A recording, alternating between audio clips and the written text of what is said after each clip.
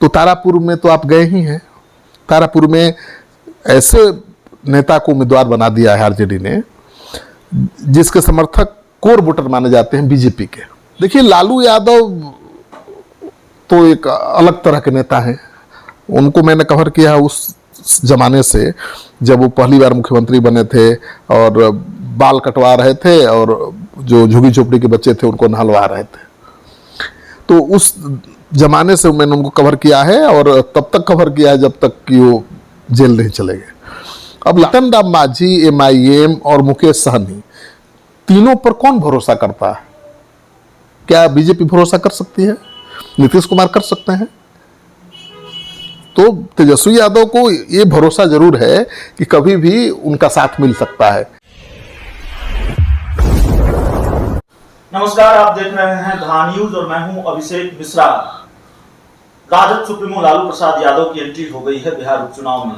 लंबे वक्त बाद बिहार वो तस्वीर देखेगा जब लालू प्रसाद यादव सीधे तौर पर किसी चुनाव में अपनी भूमिका निभाएंगे, चुनावी जनसभाओं को संबोधित करेंगे। सवाल सबसे बड़ा यह है जो लगातार बिहार के राजनीति के गलियारों में टहल रहा है, हमारे और आपके जेहन में यह सवाल लगातार है कि आखिर इस उपचुनाव में राजद सुप्रीमो लालू यादव की एंट्री से क्या असर होगा। तो जाहिर है इतने महत्वपूर्ण सवाल का जवाब उस व्यक्ति से जानना जरूरी है जिनसे ज्यादा लालू प्रसाद यादव को शायद ही कोई समझता है। हम जिस पेशे में हैं, पत्रकारिता में, उस पेशे के सबसे बड़े नाम, पत्रकारिता के सबसे बड़े नाम बिहार में श्रीकांत प्रत्युष सर, जो न सिर्फ मेरे बल्कि बिहार में न जाने सैकड़ों पत्रकारों के गुरु और मार्गदर्शक हैं। हम उनसे बातचीत करेंगे। सर, सबसे पहले तो वक्त देने के लिए बहुत बहुत शुक्रिया। धन्यवाद अभिषेक जी।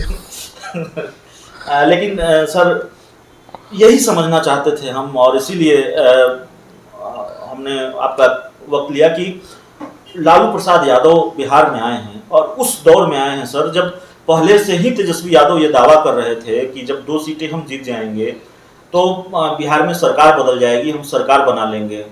तो सवाल तो सबसे पहला यही है कि वाकई अगर 2 सीटें आरजेडी के खाते में चली जाती है, कुशेश्वर स्थान और तारापुर, तो बिहार में सत्ता का समीकरण बदल जाएगा क्या? वाकई आरजेडी सरकार बना लेगी क्या? देखिए, अभी आरजेडी को सरकार बनाने के लिए कम से कम 12 और विधायक चाहिए। अगर 2 सीटें और जीत भी लेती है तो भी 10 चाहिए। ये तभी है संभव है जब जीतन राम मांझी और मुकेश सहनी, MIM सब इनके साथ हो जाए। फिलहाल इसकी कोई संभावना अभी नहीं दिख रही है और मुझे लगता है कि लोकसभा चुनाव के पहले बिहार सरकार को कोई खतरा नहीं है। लोकसभा चुनाव के दौरान बीजेपी और जेडीयू के बीच अगर कोई टक्कर हो गई, बात बिगड़ गई, तभी कोई चांस है। लेकिन तेजस्वी यादव जोर इसलिए लगा रहे हैं कि वो संदेश देना चाहते हैं 2 सीटों को जीतकर या 2 में से 1 सीट भी जीतकर कि लोगों का मिजाज बदल गया है। और विधानसभा चुनाव जो हुआ था जिसके बाद नीतीश कुमार की सरकार बनी है, उसमें जीत उनकी हो चुकी थी, लेकिन सरकार नीतीश कुमार ने बना लिया। ये संदेश देने की कोशिश कर रहे हैं। तो तारापुर में तो आप गए ही हैं। तारापुर में ऐसे नेता को उम्मीदवार बना दिया है आरजेडी ने जिसके समर्थक कोर वोटर माने जाते हैं बीजेपी के। अगर वो अपने जाति के वोटरों को, यानी बनिया समाज को, जो बीजेपी का कोर वोटर रहा है, तोड़ने में कामयाब रहता है तो आरजेडी की जीत हो जाएगी। तो आरजेडी तारापुर में बाजी मार सकती है। एक सवाल यह है कि लालू यादव की एंट्री से क्या असर होगा और लालू यादव लैंड करने वाले हैं कुशेश्वर स्थान तारापुर में, उससे क्या असर होगा? देखिए, लालू यादव तो एक अलग तरह के नेता हैं। उनको मैंने कवर किया उस जमाने से जब वो पहली बार मुख्यमंत्री बने थे और बाल कटवा रहे थे और जो झुग्गी झोपड़ी के बच्चे थे उनको नहलवा रहे थे। तो उस जमाने से मैंने उनको कवर किया है और तब तक कवर किया है जब तक कि वो जेल नहीं चले गए। अब लालू जी 3 साल बाद बिहार लौट रहे हैं और मुझे लगता है कि पिछले विधानसभा चुनाव में भी वो कहीं नहीं थे। इस बार लौट रहे हैं तो उत्सुकता है और लालू की करिश्मा भी है। लालू को चाहने वाले लोग भी बहुत हैं, क्योंकि लालू जैसा निराला गांव गवई अंदाज वाला नेता बिहार में कोई नहीं है। तेजस्वी यादव भी नहीं है। लेकिन तेजस्वी यादव के समर्थकों ने लालू यादव की जगह तेजस्वी को एक्सेप्ट कर लिया है। यानी जो आरजेडी का कोर वोट बैंक है वो तेजस्वी यादव को अपना नेता मान चुका है। तो लालू यादव नहीं भी आते तो कोई चुनाव परिणाम पर खास असर नहीं पड़ता, लेकिन लालू यादव आ गए हैं, चुनाव प्रचार करेंगे और थोड़ा स्वस्थ दिखेंगे, उनमें थोड़ा दम दिखेगा, तो उनके जो कोर वोटर हैं और एग्रेसिव होकर वोट करेंगे और उनके पक्ष में माहौल बनेगा, इसलिए वो आए हैं। लालू यादव को तारापुर जीतने के लिए आने की जरूरत नहीं थी, वहाँ तेजस्वी यादव भी जीत सकते हैं, लालू यादव जी को आने की जरूरत नहीं थी। लेकिन लालू जी आए हैं तो उनका पूरा जो वोटर है, जो समर्थक है, उसमें नया जोश आएगा, उसको लगेगा कि फिर लालू यादव हमारे बीच आ सकते हैं। लेकिन तेजस्वी यादव जब ये दावा करते हैं कि अगर हम ये 2 सीट जीत लेंगे तो हम सरकार बना लेंगे, ये वाकई कोई राजनीतिक बयान है, हल्का बयान है, या फिर वाकई मुकेश सहनी और जीतन राम मांझी पर उनको भरोसा है कि वो साथ आ जाएंगे, या फिर अंदर खाने कोई खेल चल रहा है, बातचीत चल रही है? आप कैसे देखते हैं? देखिए, जीतन राम मांझी, MIM और मुकेश सहनी, तीनों पर कौन भरोसा करता है? क्या बीजेपी भरोसा कर सकती है? नीतीश कुमार कर सकते हैं? तो तेजस्वी यादव को ये भरोसा जरूर है कि कभी भी उनका साथ मिल सकता है, बशर्ते ये संदेश दे दें कि अब भाई आरजेडी की स्थिति जेडीयू से या बीजेपी से ज़्यादा मजबूत हो गई है।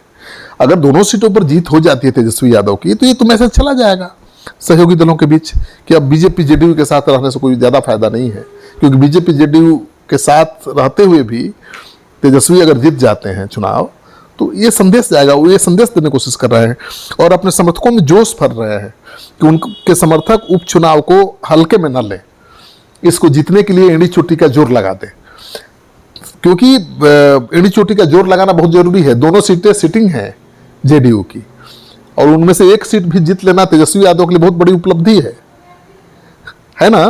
तो तेजस्वी यादव की सरकार बन जाएगी या मुझे नहीं लगता अभी 2 सीटों को जीतने से, लेकिन माहौल तो जरूर उनके पक्ष में बनेगा और एक संदेश तो जाएगा। 2021 के जब विधानसभा चुनाव हुए और जब परिणाम अनुकूल नहीं आए जेडीयू के, तो ठीकरा बीजेपी के सर भी फूटा, चिराग पासवान के सर भी फूटा, लेकिन बीजेपी के सर भी फूटा तभी ये बयान उपेंद्र कुशवाहा की तरफ से आता है या दूसरे नेताओं की तरफ से भी आता है बड़े सने अंदाज में कि गठबंधन में रहते हुए गठबंधन के साथी को हराने की कोशिश हुई, हम मुंहतोड़ जवाब देंगे। और बीजेपी पर कई बार हमला बोला जेडीयू के नेताओं ने। क्या उपचुनाव के नतीजे अगर मगर का सवाल है, अगर चुनाव के नतीजे जेडीयू के हिसाब से नहीं आए, जेडीयू के अनुकूल नहीं हुए, तो एक बार फिर ठीकरा बीजेपी के सर फूटेगा। दोनों दलों के रिश्तों, बीजेपी और जेडीयू के बीच के जो रिश्ते हैं उसमें खटास और बढ़ेगी।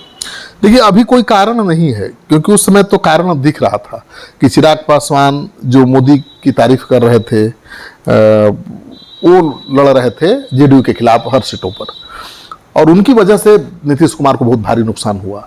तो नीतीश कुमार ने उसको मुद्दा बनाया, चिराग पासवान को जितना नुकसान पहुंचाना है राजनीतिक रूप से उन्होंने पहुंचाया भी। और अब जब चिराग पासवान बिल्कुल एनडीए से अलग थलग दिख रहे हैं, अब तो एनडीए के साथ है नहीं, तो अपनी हार का ठिकरा वो कैसे बीजेपी पर फोड़ पाएंगे। लेकिन उनको ये जरूर एहसास होगा, ये जरूर अनुभव हो सकता है कि अब बीजेपी के साथ रहने पर भी जीत की गारंटी नहीं है। यानी बीजेपी जो वोटर है, कोर वोटर, वो पूरी तरह अगर नीतीश कुमार के साथ नहीं आता है या जेडीयू का पूरी तरह से साथ नहीं देता है, तो संबंध कितना दिन टिकेगा। नीतीश कुमार इसलिए बीजेपी के साथ है ना कि बीजेपी के जो कोर वोटर है उनका भी समर्थन नीतीश जी को मिलता रहा है, जेडीयू को फायदा मिलता रहा है। पिछले विधानसभा चुनाव में नहीं मिला चिराग पासवान के अलग पैतरा लेने से, लेकिन अगर इस चुनाव में भी अगर बीजेपी का कोर वोटर समर्थन नहीं देता है जेडीयू का, जेडीयू हार जाती है, तो अगला क्या भविष्य होगा बिहार में जेडीयू बीजेपी का, उस पर तो सवाल उठेगा। एक आखिरी सवाल है सर, चिराग पासवान को लेकर ही है। चिराग पासवान की पार्टी लोक जनशक्ति पार्टी रामविलास ये चुनाव लड़ रही है, दोनों जगहों पर उन्होंने अपने उम्मीदवार उतारे हैं। ये पहला चुनाव है जब पार्टी टूटी, परिवार टूटा, उसके बाद से ये पहला चुनाव है चिराग पासवान के लिए। क्या उनका राजनीतिक भविष्य दांव पर लगा है, और इस चुनाव के बाद चिराग पासवान के लिए या उनकी पार्टी के लिए क्या बदल जाने वाला है, कितनी संभावनाएं हैं उनके लिए इस उपचुनाव में? आपने देखा था एक विधानसभा के एक सीट के लिए उपचुनाव हुआ था, और मुकेश सहनी ने अपना उम्मीदवार खड़ा कर दिया था। उनकी जीत तो नहीं हुई थी, लेकिन 25,000 से ज़्यादा वोट मिले थे। और मुझे लगता है कि वो बहुत बड़ा आधार बना गठबंधन का। बीजेपी ने अगर मुकेश सहनी को साथ लिया या नीतीश कुमार ने उनको अपनाया, केवल इसलिए कि दिखा कि बीजेपी जेडीयू के साथ रहने के बावजूद मुकेश सहनी ने अपना उम्मीदवार खड़ा करके नतीजा बदल दिया। तो मुझे लगता है कि चिराग पासवान के लिए ये बहुत खास है। जितना तेजस्वी के लिए खास है उतना ही चिराग पासवान के लिए खास है। अगर चिराग पासवान जीत जाते हैं, चुनाव में अच्छा वोट ला देते हैं, जीतेंगे नहीं, ये तो ठीक है, लड़ाई है आरजेडी और जेडीयू के बीच, लेकिन अच्छा वोट भी ला देते हैं तो उनकी अहमियत बढ़ जाएगी। तो चलिए, चिराग पासवान अगर अच्छा वोट भी लाते हैं तो अहमियत बढ़ जाएगी और एक बेहतर डील जिसके साथ गठबंधन वो करना, हालांकि अभी वो कह रहे हैं कि हम एकला चलेंगे, अकेले चलेंगे और अपने कुनबे को मजबूत करने की कोशिश में लगे हुए हैं। महत्वपूर्ण सवाल था लालू यादव से जुड़ा हुआ और बिहार उपचुनाव से जुड़ा हुआ, जिसके जवाब तलाशने की हमने कोशिश की है अपने गुरु, मार्गदर्शक और सिटी पोस्ट लाइव के editor in chief Shrikant Pratyush sir के साथ। सर को हम परेशान करते रहेंगे, ये भी मैं बता देता हूं। और इनके नजरिए से, इनके जरिए आपने बिहार की सियासत को बहुत बेहतर तरीके से देखा है, समझा है और दशकों से देखा है, समझा है, आगे भी देखेंगे और समझेंगे। ये खुशखबरी भी मैं आपको दे देता हूं। तो इस पूरे इंटरव्यू में इतना ही। बहुत बहुत धन्यवाद।